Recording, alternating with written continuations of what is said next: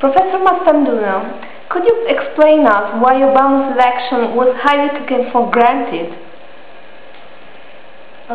Yes, I think there were several reasons. One, in the United States, the most important factor usually in presidential elections is the domestic economy. And when the domestic economy is very bad, it's very bad for the incumbent. Secondly, the war in Iraq is very unpopular, and that also was bad for Republicans. But probably most important, after 8 years of one party, a lot of Americans just had a feeling that it was time for a change. And for those reasons, I think the Democrats had a natural advantage in this election.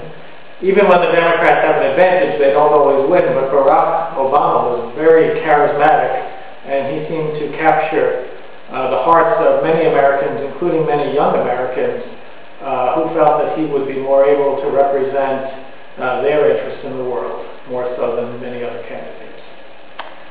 Which items of the political agenda are essential for Obama administration? Well, I think there are at least two that are very important. One is the financial crisis. Obama may not have wanted a financial crisis, but he now inherits the financial crisis, and it's both an American crisis and a global crisis. And I think it's probably the most important thing that his new administration will do is figure out a way to maintain the flow of credit and restore growth in both the American and in the world economy. The second thing I think is very important is to restore the American image in the world. And I think many people have high expectations for Obama, that he's going to be more multilateral, practice diplomacy more effectively. So I think it's very important to carry through on those expectations, and I think that will help enhance America's global reputation.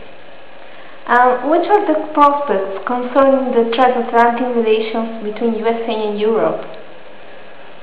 Well, I actually think the prospects are very good, and I think that maybe for two reasons.